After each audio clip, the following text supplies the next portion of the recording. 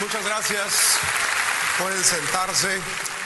Gracias, Marcos, allá donde te encuentras en Australia. Reciban un saludo de mi esposa, Pecos, y de la congregación que pastoreamos en Phoenix, como les acaba de decir Marcos.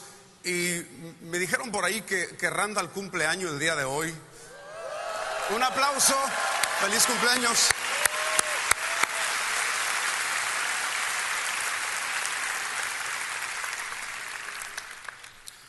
Bueno, yo quería contarles un chiste antes de empezar. No más que me dijeron que aquí en Lakewood son como que tienen maestría en escuchar chistes, así que a ver cómo me va con este. Una pareja de viejitos llegan a un restaurante, van a celebrar, y el viejito llenaba a su esposa de atenciones. Le hablaba con mucho cariño. Ven, mi vida, siéntate, mi cielo. ¿Estás a gusto, reina? ¿Qué quieres pedir, ángel? Y el mesero pues estaba muy asombrado viendo a esta pareja tan cariñosos. Y poco después se levantó la viejita y se va al baño. Y el mesero, sin poder contenerse, llega con el anciano y le pregunta: perdone usted la indiscreción, señor, ¿cuánto tiempo tienen de casados?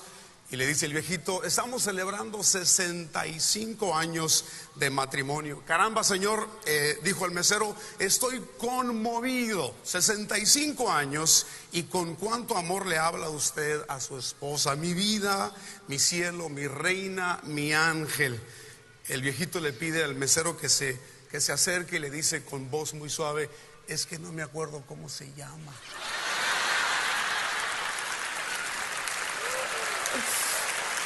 Bueno,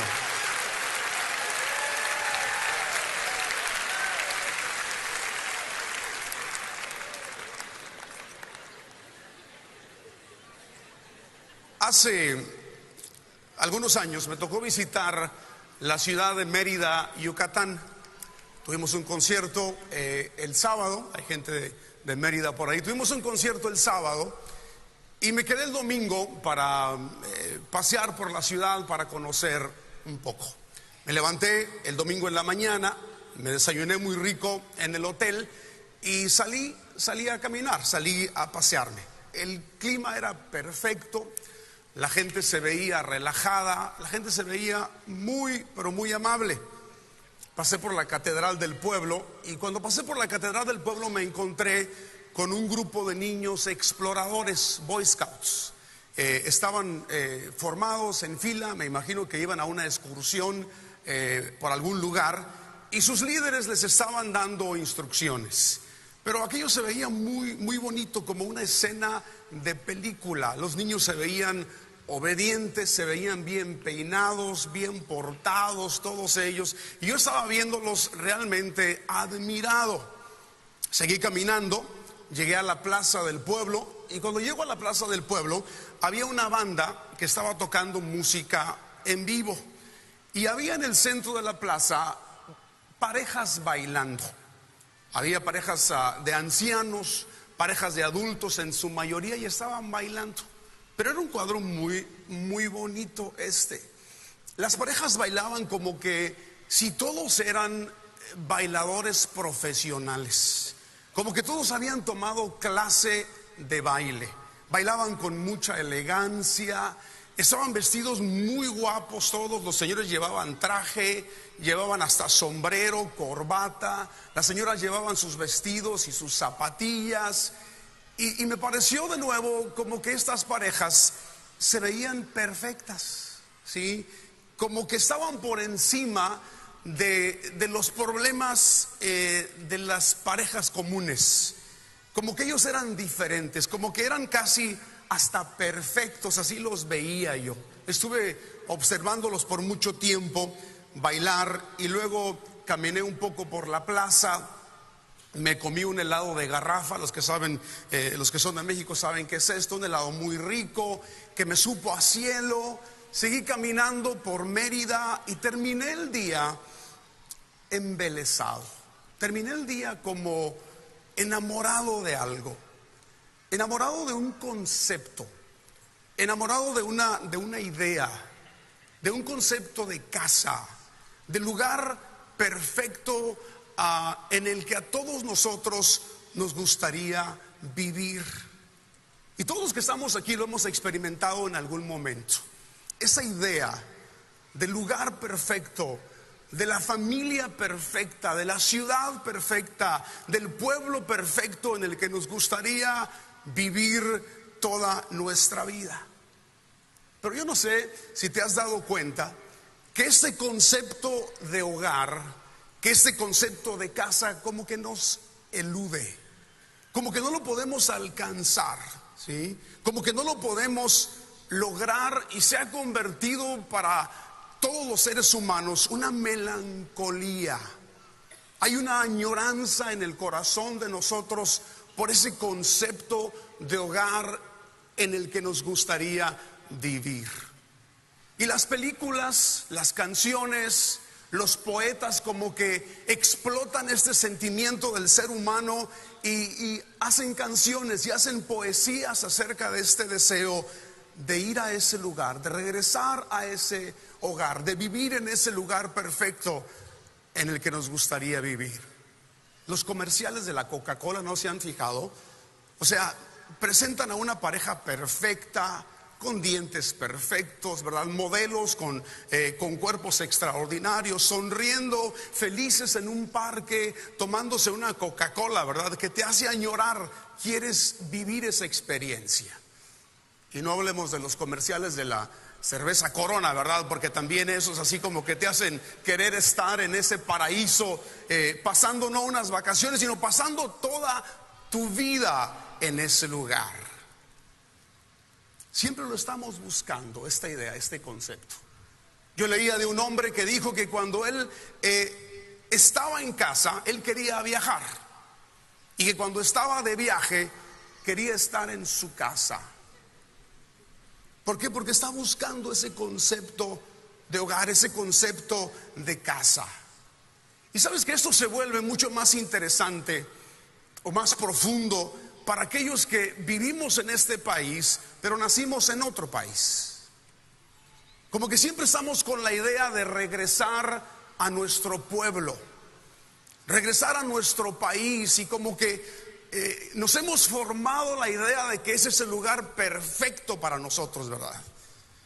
Y hacemos planes y tomamos una vacación una vez por año o 2 veces por año si podemos, y vamos a nuestro pueblo con la idea de que voy a regresar a mi casa, voy a regresar a mi hogar.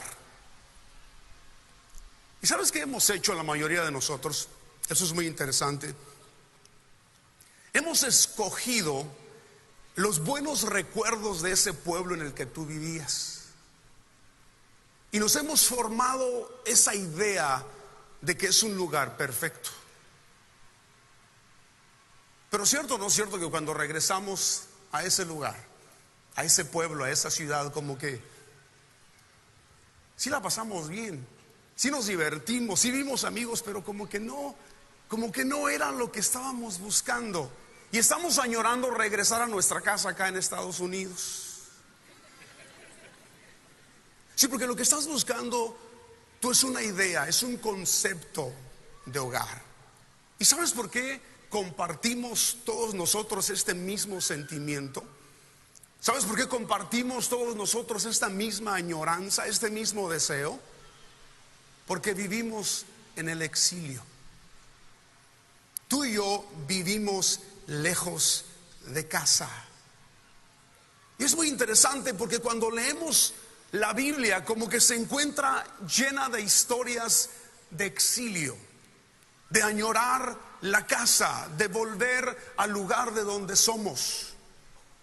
¿Sí? Empezando con Abraham, que deja la tierra de sus padres, de sus parientes, y se va a un lugar donde Dios lo envía. Pensando en Jacob también, que tiene que abandonar la casa de sus padres, irse al exilio.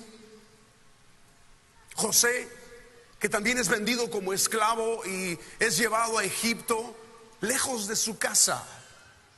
El pueblo de Israel, cuando estaba cautivo en Babilonia, el mismo Jesús deja el cielo y viene a la tierra, y de alguna manera como que está exiliado, está lejos de su casa, está lejos de su hogar. Y esa melancolía que tú sientes, esa añoranza que tú sientes en tu corazón, es porque tú vives en el exilio. Estamos lejos de nuestra casa. Y sabes que el lenguaje bíblico es un lenguaje cargado de añoranza en muchas partes. Por ejemplo, el Salmo 126, versículo 1 y versículo 2 dice: cuando el Señor hiciere volver los cautivos de Sión, seremos como los que sueñan. Entonces nuestra boca se llenará de risa y nuestra lengua de alabanza. Seremos como los que sueñan. A lo mejor tú soñaste esta mañana. Soñaste en esa vacación perfecta.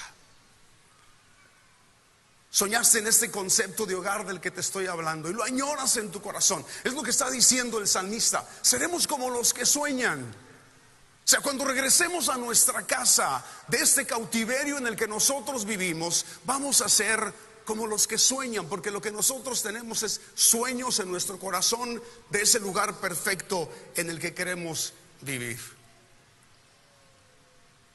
Y como te decía, el lenguaje bíblico no solamente es de exilio, pero también es de casa. La Biblia te habla de la casa de Israel, te habla de la casa de Dios, te habla de la casa de Judá, como que enfatiza una y otra vez el concepto de hogar, el concepto de casa.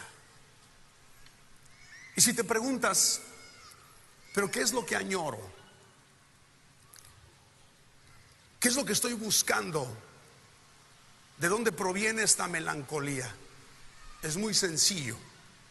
Tú fuiste creado para vivir en el Edén. Tú y yo fuimos creados para vivir en el Edén y estamos fuera de él.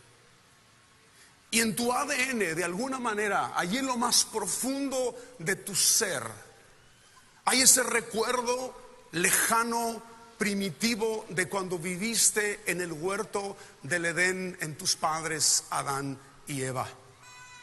Fuimos creados para esa perfección. Fuimos creados para ese lugar y todos nosotros lo añoramos en nuestro corazón. Queremos estar ahí. Ese lugar perfecto. Para Adán y Eva era el lugar perfecto donde reinaba el amor, donde no había enfermedad, donde no había muerte, donde no había dolor, un lugar de placer. De hecho, la palabra Edén significa placer. Fíjate qué interesante. Dios crea al hombre y lo pone en el huerto del Edén, un lugar de placer. Dios te programó a ti y a mí para experimentar el placer en toda su dimensión. Por eso lo extrañamos. Por eso extrañamos ese huerto. Pero ¿qué pasó? Adán y Eva fueron expulsados de ese huerto. Fueron expulsados de ese paraíso por su pecado. Por su desobediencia fueron echados fuera de ese huerto, de ese lugar ideal. Yo no sé si tú has visto de repente esos comerciales que de repente los complejos turísticos y las cadenas de hoteles te presentan, ¿verdad? Que han abierto un hotel en un lugar primitivo, en un lugar prístino, en un lugar donde no hay turismo, un lugar donde puedes ir y disfrutar plenamente la naturaleza. O sea, te están diciendo para que vengas a disfrutar plenamente este Edén. Pero de ese Edén fuimos echados por nuestro pecado. Y mira lo que dice Génesis 3 del 23 al 24. Después de que Dios saca a Adán y Eva del huerto, dice: entonces el Señor Dios expulsó al hombre del jardín del Edén. Luego de expulsarlo, puso al oriente del jardín del Edén querubines y una espada encendida que se revolvía por todos lados para guardar el camino del árbol de la vida. Eso es lo que no nos deja entrar. Por eso nos elude el concepto de hogar, porque se puso una espada encendida que guarda el camino de regreso al huerto. Y el hombre es expulsado al este del Edén y no puede entrar porque esa espada no le permite volver al huerto. Pero ¿sabes qué? fuera del Edén, fuera del huerto, fuera del paraíso en el que debíamos de vivir, nos encontramos como el hijo pródigo. El hijo pródigo que también deja la casa de su padre, pide la parte de su herencia y se va a un país lejano. Pero cuando está en ese país lejano, empieza la añoranza, empieza la melancolía dentro de él. Empieza a recordar, y él dice: ¿cuántos jornaleros, dice Lucas 16:7, en la casa de mi padre tienen abundancia de pan, y yo aquí perezco de hambre? Añoro mi casa, añoro la compañía de mi padre, quiero volver a ese lugar, quiero estar con él. Se da cuenta que lo que fue a buscar a ese país lejano era solamente un espejismo, y añora, desea la casa de su padre. Esa es tu melancolía, esa es tu añoranza, esa es mi añoranza, la casa de nuestro Padre. A veces que nuestras ideas son mejores que las ideas de Dios, que nuestras decisiones o nuestros conceptos, que nuestra manera de pensar son mejor que los pensamientos de Dios, y optamos por hacer lo que nosotros queremos y nos vamos de casa, huimos de la casa de nuestro Padre. Y déjame decirte, esto es muy interesante, porque Tarsis era lo que nosotros conocemos como Gibraltar en España. Para ellos era el fin del mundo, era el mundo conocido para ellos en aquel tiempo. Entonces literalmente Jonás estaba yendo como el hijo pródigo a un país lejano. Era lo más lejos que él se podía alejar de su casa. Según era lo más lejos que se podía alejar de Dios. Y algo muy interesante, porque estamos hablando de la presencia del Señor. La presencia del Señor, en hebreo, la palabra presencia literalmente significa rostro. Rostro, faz, cara. Cuando nosotros nos alejamos de la presencia de Dios, nos estamos alejando del rostro de Dios. Y eso es significativo por lo siguiente: el significado que tiene para nosotros el rostro. De niños, cuando somos pequeños, lo primero que vemos es el rostro de nuestros padres. ¿Sí? Los papás siempre nos tienen aquí como pequeños, de niños, viendo su cara, y los niños nos ven a nosotros. Cuando los niños se van a acostar en la noche, lo último que ven allí sobre la cuna es el rostro de sus padres. Y cuando se levantan en la mañana, lo primero que ven ahí es el rostro de sus padres. Y sabes, en los años más importantes de un bebé, en el tiempo más importante de un niño, en sus años formativos, el rostro de su padre se convierte en la referencia en medio de este mundo. Es el rostro de papá. Es lo que me ubica, es lo que me da dirección, es lo que me muestra mi lugar en este mundo, el voltear y ver el rostro de mi papá. En la bendición sacerdotal, el sacerdote hablaba al pueblo y le decía: el Señor te bendiga y te guarde. El Señor haga resplandecer su rostro sobre ti.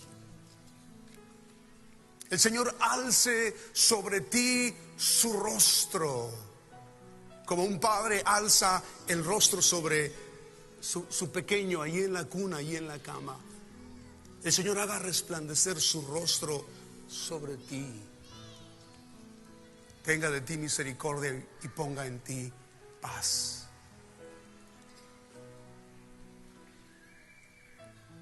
Pero ¿por qué nos alejamos del rostro de Dios? ¿Por qué nos alejamos de la presencia de Dios? Si es algo tan tierno, tan significativo, tan importante, ¿por qué nos alejamos del rostro de Dios? ¿Por qué nos vamos de su presencia? Es muy sencillo.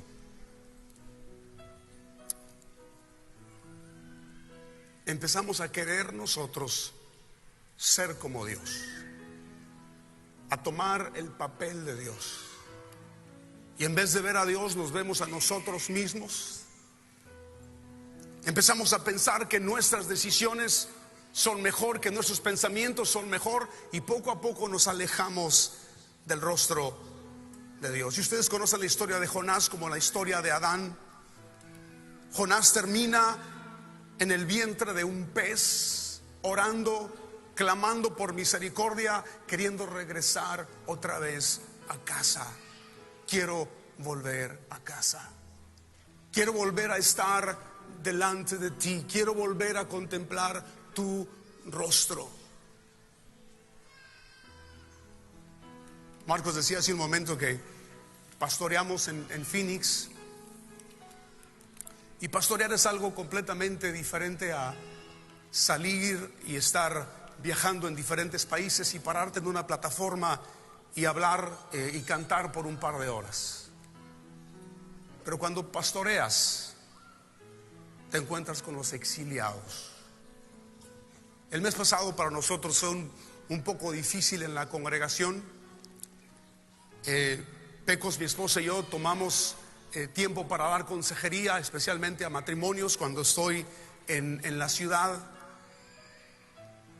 Y el mes pasado fue particularmente difícil porque escuchamos tantas historias de terror, historias de miedo. No las típicas historias de pleitos de pareja, ¿verdad? Que se gritan y se ofenden. No. Estoy hablando de cosas horribles que no quiero ni mencionar. Pero teníamos enfrente de nosotros en ese mes sentadas a parejas sufriendo de las cosas más horribles que tú te puedes imaginar. En una de esas está un hombre sentado enfrente de nosotros con su esposa, y literalmente el hombre parecía un pedazo de trapo, tan afectado por el pecado. Había caído en el incesto y tú lo veías totalmente destrozado emocionalmente, sin querer levantar la cabeza. Y sabes que en ese momento yo pensaba en la hija y en el incesto, pensaba en la esposa y el dolor en su corazón, pero el que más me quebró el corazón fue el hombre que cometió el pecado, totalmente destrozado. Cuando esta pareja salió de nuestra oficina, mi esposo y yo volteamos a vernos y ambos estábamos llorando, porque te das cuenta de lo que el pecado hace, te das cuenta de lo que sucede en el exilio. Pero ¿sabes qué? Jesús vino a abrir el camino de regreso a casa.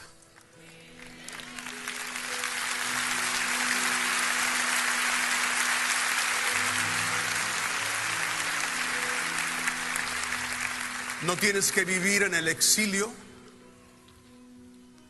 Esa espada encendida que estaba a la entrada del huerto lo partió en dos a él en la cruz, para que tú puedas regresar a casa, para que tú no sigas añorando. Y déjame terminar contándote esta historia que leí en un libro de Philip Yancey, de una joven. Y dice la historia: una joven crece en medio de un huerto de cerezos en un pequeño pueblo del estado de Michigan. Sus padres eran un poco anticuados y reaccionaban enérgicamente cuando, por ejemplo, ella se puso una argolla en la nariz cuando escuchaba cierto tipo de música o cuando se ponía faldas muy cortas. Una noche sus padres le prohíben salir y ella hierve por dentro y se va a su habitación. Te odio, le grita a su padre con todas sus fuerzas cuando él llama a la puerta tratando de hablar con ella. Aquella noche lleva a cabo un plan que ha repasado muchas veces en su mente. Se fuga de casa. Solo ha visitado la ciudad de Detroit una vez en un viaje en autobús que hizo con los jóvenes de su iglesia, y los periódicos de su pueblo hablan de todo lo que sucede en Detroit: las pandillas, las drogas, la violencia. Y ella llega a la conclusión de que es el último lugar donde sus padres pensarán en buscarla. El día después de que ella llega a Detroit, conoce a un hombre que tiene el auto más grande que ella jamás ha visto. Él se ofrece a llevarla, le compra un almuerzo y le ofrece un lugar donde vivir. Le da unas cuantas píldoras que la hacen sentir mejor que nunca y decide que ha estado siempre en lo cierto. Sus padres han estado impidiendo que se divierta. Aquella buena vida continúa por un mes, 3 meses, un año. El hombre del auto grande le enseña unas cuantas cosas que le gustan a los hombres, y como ella es menor de edad, pagan más por ella. Vive en un lujoso departamento y pide que le traigan las comidas cada vez que quiere al departamento. De vez en cuando se acuerda de su familia, pero la vida de estos le parece ahora tan aburrida y provinciana, y apenas puede creer que ella haya crecido allí. En una ocasión se asusta un poco cuando ve su fotografía en un cartón de leche que decía: ¿ha visto usted a esta niña? Pero ella ahora tiene el pelo rubio, y con tanto maquillaje y tantas joyas que trae, nadie pensaría que es esa niña. Después de un año, las señales de la enfermedad aparecen en su cuerpo y le asombra la rapidez con la que el jefe cambia de actitud, y antes de que ella se dé cuenta termina en la calle y sin un centavo.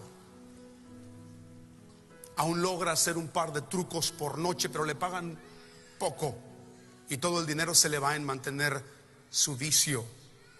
Cuando llega el invierno se tiene que ir a dormir sobre las parrillas metálicas que hay afuera de las grandes tiendas.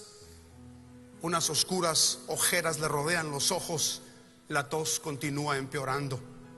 Una noche, mientras está acostada y despierta escuchando los pasos de la gente, de pronto todas las cosas de su vida le parecen distintas. Ya no se siente esa mujer de mundo, se siente como una niña pequeña perdida en una ciudad fría y atemorizante. Comienza a llorar, tiene los bolsillos vacíos y tiene mucha hambre y necesita drogas. Tiembla debajo de los periódicos que ha amontonado sobre su abrigo. Algo le hace saltar un recuerdo y una sola imagen le llena su mente. Se ve a sí misma en su pueblo con su perro pedriguero en el mes de mayo, corriendo entre las filas y filas de cerezos en flor, corriendo para atrapar una pelota de tenis. Señor, ¿por qué me fui?, se pregunta. Y el dolor le atraviesa el corazón. Mi perro allá en casa come mejor que yo ahora, piensa. Está sollozando y en un instante se da cuenta que no hay nada que quiera más que regresar al hogar. 3 llamadas telefónicas y las 3 veces entra la contestadora. Las 2 primeras no deja recado, pero la tercera vez deja un recado y dice: papá, mamá, soy yo. Me estaba preguntando si podría volver a casa.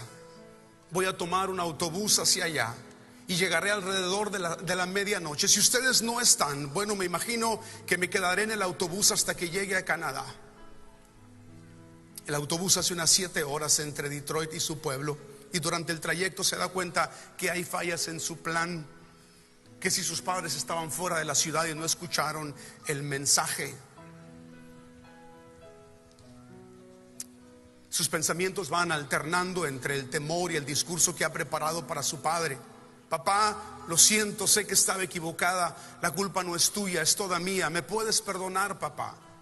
Dice estas palabras una y otra vez. Y aunque es solamente una práctica, lo que está haciendo, se le hace un nudo en la garganta cada vez que lo repite. El autobús lleva las luces encendidas, unos pequeños copos de nieve empiezan a caer y humo o vapor sube del asfalto. Una señal en la carretera indica que están a corta distancia para llegar a su pueblo. Y cuando por fin el autobús llega a la terminal, mientras suenan los frenos de aire, el conductor anuncia por el micrófono con una voz cansada: 15 minutos, señores, es todo el tiempo que podemos estar aquí. Se mira en un espejo pequeño ella, se arregla el cabello, se limpia el lápiz labial que se le había pegado a sus dientes y se mira las manchas de tabaco debajo de sus dedos y se pregunta si sus padres se darán cuenta de esto. Entra en la terminal sin saber qué esperar. Ninguna de las 1000 escenas que se ha imaginado en su mente le han preparado para lo que ve. Allí en la terminal, con paredes de hormigón y sillas de plástico, le espera un grupo de 40 hermanos, hermanas, tías, abuelos, tíos, abuelos, primos, una abuela y una bisabuela. Todos llevaban simpáticos sombreros de fiesta y soplaban silbatos. Y había un anuncio en la pared pegado con cinta adhesiva que decía: bienvenida a casa. Su padre sale del medio del grupo que ha venido a darle la bienvenida. Ella lo mira a través de las lágrimas que brotan de sus ojos y comienza a pronunciar el discurso aprendido de memoria: papá, lo siento, yo sé. Y el papá la interrumpe: calla, hija, ya tendremos tiempo para eso. No es momento de excusas. Vas a llegar tarde a la fiesta, te está esperando un banquete.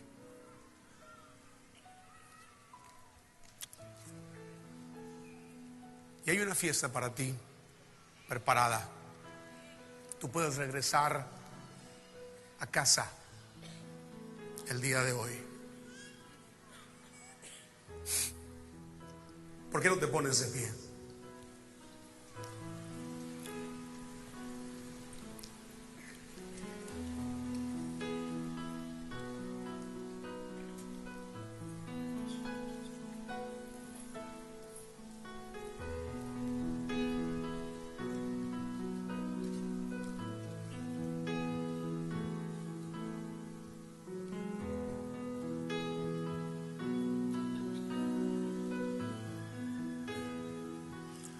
Aquí estoy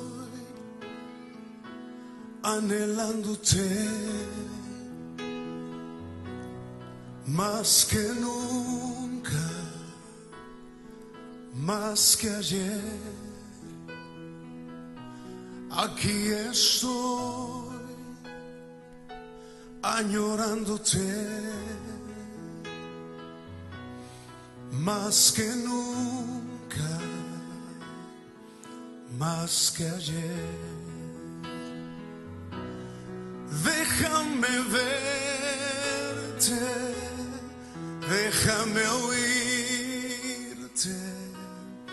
déjame estar donde tú estás y recobrar lo que perdí. Déjame verte, déjame oírte, déjame ver tu amor en mí, déjame estar cerca de ti, cerca de ti.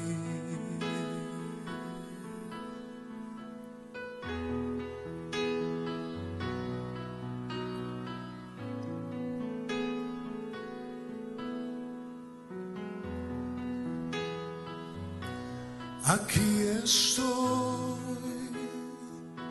vuelvo a tener sed de tu presencia, de tu poder. aquí estoy, te bendeciré, mi voz y manos a ti alzaré. Déjame verte, déjame verte, déjame oírte, déjame estar donde tú estás y recobrar lo que perdí. Déjame verte, déjame oírte, déjame ver tu amor en mí, déjame estar cerca de ti, cerca de ti. Si tú estás aquí en esta tarde y no has tenido un encuentro con Jesús y quieres regresar a casa el día de hoy, me gustaría orar por ti. Esta es tu oportunidad para que tú le entregues tu vida a Jesús y dejes de añorar y regreses a casa el día de hoy. Hay una fiesta preparada para ti.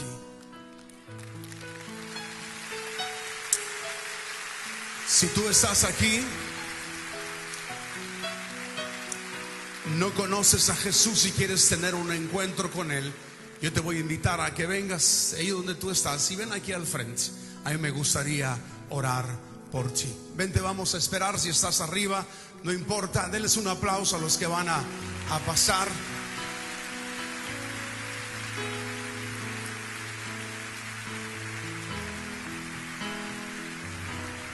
Déjame verte, déjame oírte, déjame estar donde tú estás y recobrar lo que perdí.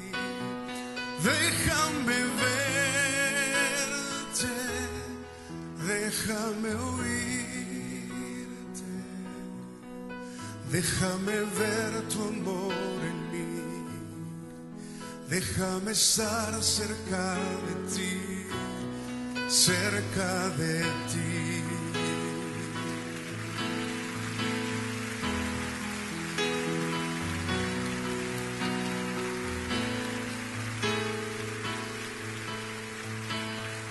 Una vez más, cántalo. Déjame verte, déjame oírte, déjame estar donde tú estás y recobrar lo que perdí. Déjame verte, déjame oírte,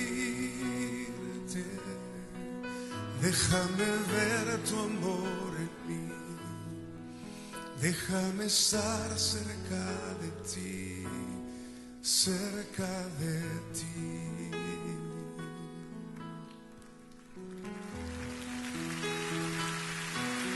Cerca de ti.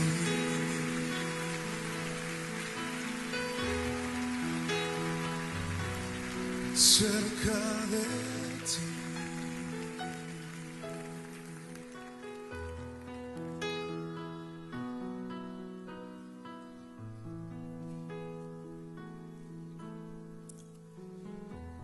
Queremos estar cerca de ti, Señor. Estamos esperando que lleguen las últimas personas para orar. Dar un aplauso a los que vienen todavía caminando.